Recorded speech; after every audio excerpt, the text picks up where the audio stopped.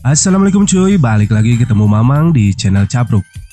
Sebuah film dengan judul A 12 Years Night yang rilis di tahun 2018 ini mengajarkan apa arti kesabaran dan prinsip hidup bagi seorang manusia. Berfokus kepada 3 orang yang menjadi tahanan, mereka harus terus-terusan dipindahkan karena pemikiran mereka yang terlalu berbahaya bagi pihak pemerintah. Diangkat dari sebuah kisah nyata, film ini menjadi salah satu film yang sangat layak buat ditonton pastinya. Oke, daripada kelamaan di awal, kalau gitu kita langsung aja masuk ke alur cerita filmnya cuy.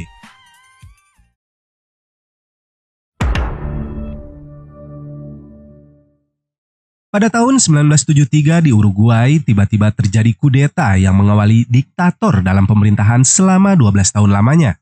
Pemerintahan yang berkuasa kala itu adalah pemerintahan militer, sehingga siapapun yang melawan mereka harus ditahan. Pagi itu beberapa orang tahanan yang baru didatangkan. Mereka yang ditahan antara lain adalah Jose, Mauricio, dan Eleuterio.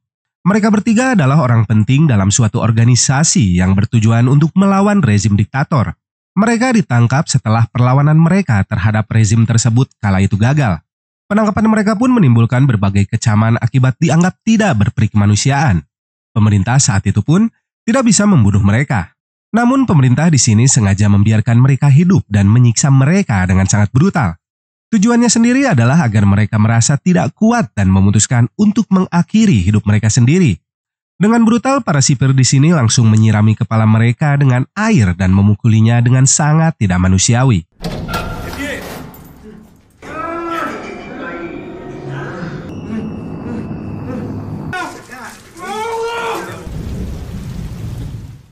Setelah para sipir itu pergi, mereka baru bisa membuka penutup kepala mereka dan membaca sebuah orat-oret di tembok yang bertuliskan, "Tinggalkan semua harapan bagi siapa saja yang masuk ke dalam sana."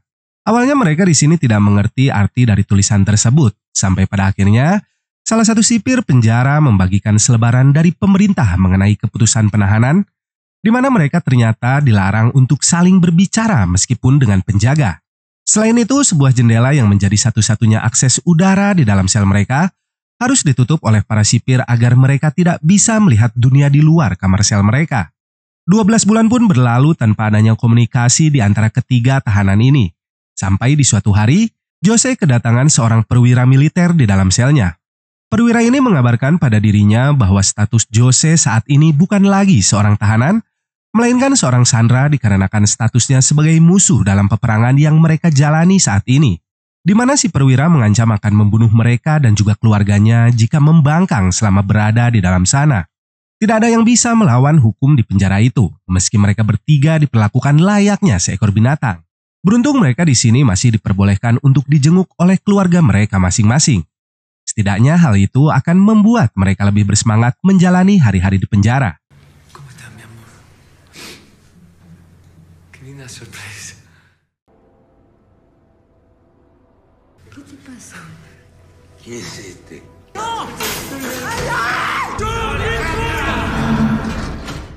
Namun sayangnya kebahagiaan itu tidak berlangsung lama. Mereka bertiga kemudian dipindahkan ke penjara lain agar tidak melarikan diri. Mauricio dan Eleuterio di sini ditempatkan di penjara bawah tanah.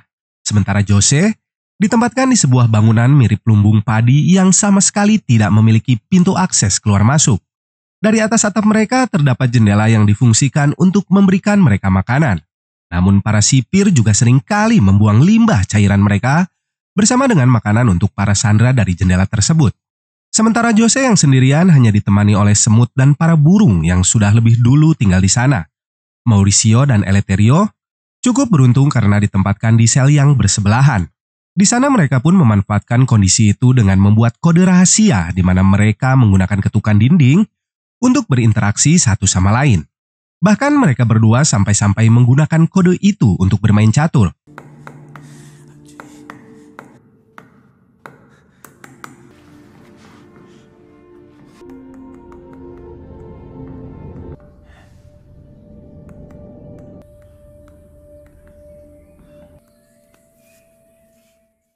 Hari Natal pun akhirnya tiba. Mereka bertiga di sini hanya bisa melihat kembang api dari jendela dan mengucapkan selamat Natal melalui ketukan kode rahasia yang mereka buat.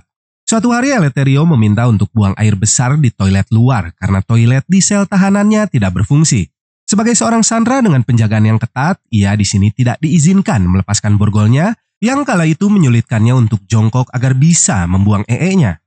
Kejadian itu bahkan sampai membuat prajurit lainnya, bahkan sang mayor, sampai harus turun tangan untuk membubarkan para prajurit yang menonton kejadian itu. Cabo, hay un problema. No llega el excusado. Capitán, tenemos un problema en el baño. ¡Pero son todos mogólicos! Di tengah keputusannya antara ngehejen ataupun tidak, Eleuterio di sini ternyata sempat mengambil sebuah koran bekas dari tempat sampah yang kemudian dibawanya ke dalam selnya. Dari berita yang ada di koran itulah, Eleuterio mulai menceritakan apa yang sedang terjadi di dunia luar.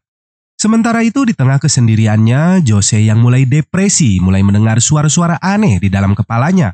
Ia di sini bahkan mencoba untuk menahan rasa bising yang ada di dalam telinganya.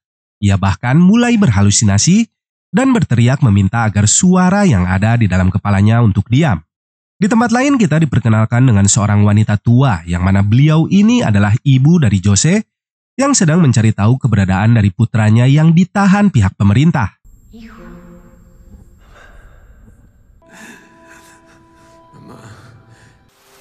Señora, lo siento, pero su hijo no se encuentra disponible. Ketiga sandera ini kini kembali dipindahkan ke tempat lainnya. Namun bukannya mendapatkan tempat yang lebih baik, di penjara kali ini mereka malah ditempatkan di sebuah penjara bawah tanah tanpa ventilasi udara satupun. Aktivitas mereka pun dibatasi dengan sebuah cat yang digambar oleh para sipir. Hal itu jelas membuat ruang gerak dari para sandera ini tak lagi sama dengan sebelumnya. Komunikasi pun tidak lagi bisa dilakukan dengan kode rahasia sebelumnya dikarenakan tembok penjara yang sangat tebal. Suatu ketika Mauricio di sini tanpa sengaja mendengar salah satu sipir penjara yang sedang berbincang tentang masalah percintaannya. Sipir itu bernama Bariola. Ia mengaku pada temannya bahwa ia mengalami kesulitan mendekati wanita pujaan hatinya. Mendengar hal itu, Mauricio pun di sini menawarkan diri untuk menuliskan surat cinta untuk wanita tersebut. Awalnya sipir itu menolak, namun karena ini masalah birahi, ia akhirnya melunak dan mulai menulis apa yang diucapkan oleh Mauricio. Que yo anoto. Pero te lo aviso. Embargado por tu ausencia. Pará.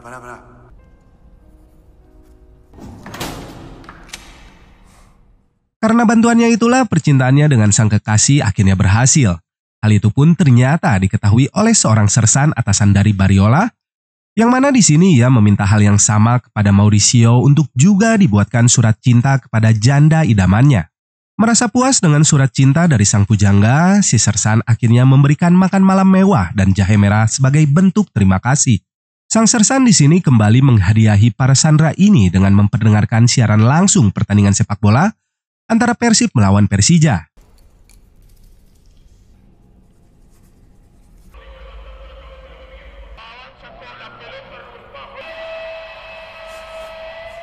Sayangnya kebahagiaan Mauricio di penjara itu tak berlangsung lama. Kembali ia dan dua orang rekannya harus dipindahkan ke penjara lainnya. Di tengah perjalanan itulah Mauricio meminta agar sipir membuka penutup kepalanya. Ia sangat rindu melihat suasana di luar penjara. Kebahagiaan itu bahkan membuat Mauricio sampai menangis.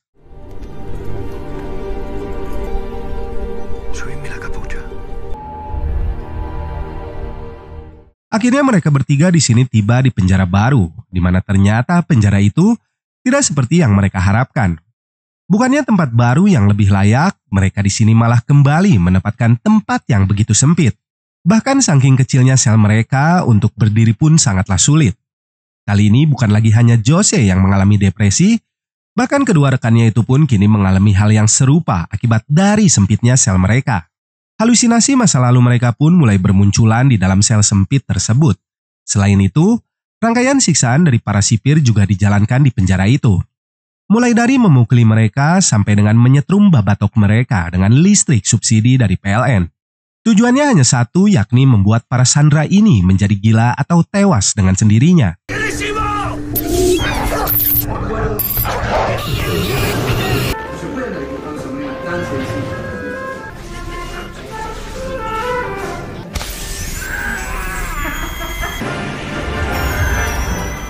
Beberapa waktu kemudian mereka kembali dipindahkan ke penjara baru. Akhirnya di tempat ini fasilitas yang mereka dapatkan jauh lebih layak daripada sebelumnya. Selain itu, dinding sel itu tidak terlalu tebal sehingga mereka bisa kembali berkomunikasi seperti sebelumnya. Eleuterio bahkan menulis semua informasi dari sebuah mesin ketik yang dimiliki oleh sipir penjara pada sebatang sabun mandi yang ada di dalam selnya. Di tempat ini para sandera juga kembali mendapat kunjungan dari keluarga mereka sehingga membuat mereka seperti mendapat tenaga tambahan untuk bisa tetap bertahan di dalam sana. Suatu hari sebuah kabar bahagia datang di mana Komite Palang Merah Internasional akan mengunjungi penjara mereka saat ini. Para sipir pun langsung membersihkan sel tahanan dan memberikan mereka fasilitas yang lengkap. Hal itu jelas membuat para tahanan yang ada di sana menjadi sangat senang. Kini mereka bisa membaca buku, mendengarkan siaran radio, bahkan cemilan roti kukus bertabur keju procis disiapkan untuk para tahanan di sana.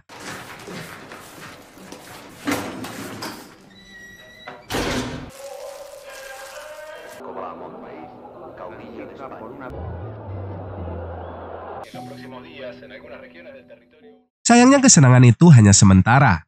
Persiapan dari kedatangan Komite Palang Merah itu pun tak berlangsung sesuai perkiraan dari mereka. Setelah semua Komite Palang Merah itu pergi, semua fasilitas dan cemilan mereka pun kembali diamankan oleh para sipir. Sampai di suatu hari sang jenderal di awal scene kembali mendatangi Eleuterio terkait penemuan sebatang sabun di dalam kamar selnya. Ia di sini mengira jika para sandera di sana berusaha mengirimkan pesan dan meminta arti dari kode yang tertulis pada sabun tersebut. Namun di sini Eleuterio berhasil mengecohnya dan mengatakan jika itu hanyalah sebuah kode untuk berjudi. Di sini kemudian diceritakan bagaimana awal mula Eleuterio berhasil diamankan pihak militer. 14 April 1972 menjadi awal kelam bagi hidupnya. Pengumuman kudeta kala itu membuat Eleuterio harus kehilangan rekannya sesama gerilyawan, sekaligus sang istri yang berusaha untuk melawan pemerintahan. Apagala la radio.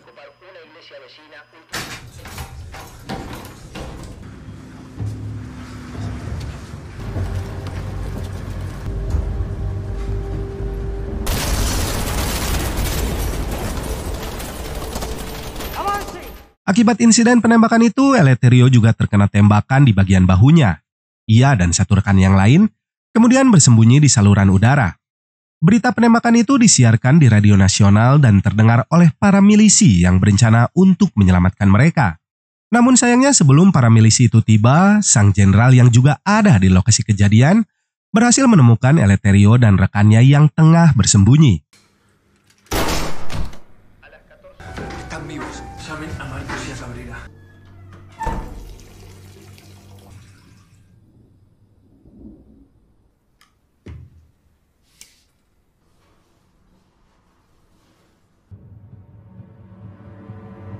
¿Qué hace? Baje el arma. Este es tu infierno. Y ni usted ni nadie va a darme por derrotado. Di penjara itu juga akhirnya ibu dari Jose berhasil menemukan sosok dari putranya. Namun di sini, Jose malah menyuruh ibunya untuk tidak lagi datang menemuinya karena khawatir akan keselamatan dari sang ibu. Ibunya pun mulai menyadari jika putranya telah disiksa oleh para sipir di sana dan membuatnya hampir menjadi orang gila. Ia kemudian menyuruh Jose untuk tidak menyerah karena hanya orang yang merasa telah kalah yang akan menyerah pada dirinya sendiri. Dari perkataan ibunya lah akhirnya Jose memutuskan untuk bangkit dan mulai berteriak, meminta pertolongan saat orang-orang tengah melakukan sebuah upacara. Ia di sini menuntut ketidakadilan yang selama ini ia dapatkan di dalam penjara tersebut. Awalnya Jose membuat semua orang di penjara menjadi panik, bahkan karena hal itu banyak petugas penjara yang kesal atas ulahnya. Namun berkat semua informasi yang didapatkan selama berada di dalam sana, Jose akhirnya bisa mengancam salah satu sipir dan mendapatkan fasilitas yang lebih baik. Ia bahkan mendapatkan layanan psikolog untuk masalah kejiwaannya. ¿Con la puta esa querés que lo cuente? ¡No, tienes ese mierda! ¿Qué mierda querés? Hay que revisarlo bien al mugriento hijo de puta este. Es una voz acá, me insulta. ¿Descansa? Descansa. Traiga agua, por favor. Es que se confunde, que pierde la capacidad de razonar. Hace 7 años que no leo. Hace años que no veo las estrellas. Y acá estoy, haciendo lo que puedo. Tak lama kemudian pemerintah mengumumkan sebuah pengumuman tentang proyek konstitusional yang diajukan oleh pemerintah, di mana hasil dari pemungutan suara rakyat Uruguay 80% menolak adanya proyek tersebut. Hal ini membuat para sipir dari pihak pro pemerintah saat ini menjadi kecewa dan memukuli ketiga sandera yang ada di dalam sana. Beberapa waktu kemudian mereka pun kembali dipindahkan ke penjara lainnya. Di tempat itu mereka kembali bertemu dengan sang sersan yang pernah dibantu oleh Mauricio. Sersan itu berkata bahwa ia dan kekasihnya telah menikah. Sebagai ucapan terima kasih, ia pun bersedia untuk membantu Mauricio. Di sini Mauricio hanya meminta untuk dipertemukan dengan kedua rekannya yakni Jose dan juga Eleuterio. Mereka bertiga pun akhirnya dipertemukan di lapangan penjara, namun dilarang untuk saling berbicara maupun berdekatan satu sama lain. Meski demikian, mereka tetap merasa sangat senang karena akhirnya bisa melihat wajah sahabatnya setelah 10 tahun lamanya tidak berjumpa.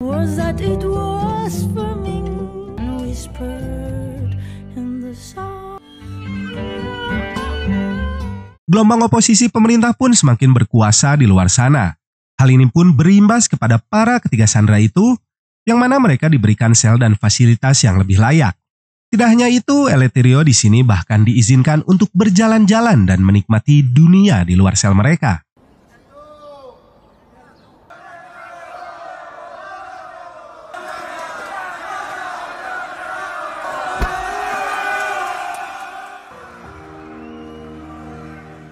Di tahun 1985, tepat setelah hampir 12 tahun berada di dalam penjara, mereka pun kemudian dikeluarkan dari dalam sana. Sebelum itu mereka diharuskan untuk menandatangani beberapa dokumen.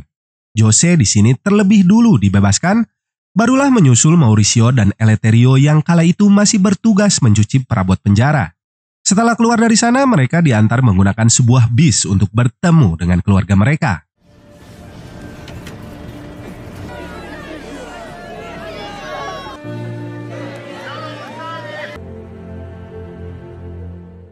Dan tak lama kemudian mereka pun akhirnya bertemu dengan keluarga mereka. Ketiganya tak berhenti mengucap rasa syukur bisa kembali berpelukan dengan keluarga mereka.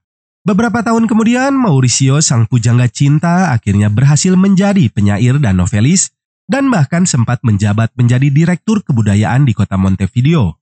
Sementara rekannya Eleuterio dinobatkan sebagai senator dan menteri pertahanan sampai tutup usia di tahun 2016. Untuk Jose sendiri, ia memilih untuk bergabung menjadi anggota Kongres dan berhasil dilantik menjadi seorang senator.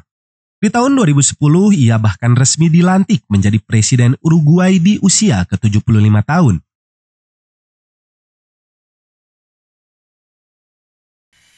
Sungguh film yang sangat mengajarkan apa itu arti dari kesabaran. Disiksa, dikurung bertahun-tahun sampai disetrum pakai listrik subsidi nggak ngebuat ketiga pria ini menyerah dengan hidup mereka. Inilah yang harus kita contoh di kehidupan kita.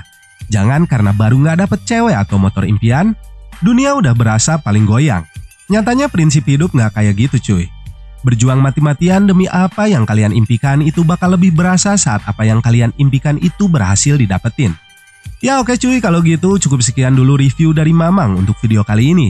Semoga kalian masih bisa terhibur dengan video dari Mamang dan sampai jumpa di video Mamang selanjutnya. Akhir kata dari Mamang, wassalamualaikum warahmatullahi wabarakatuh.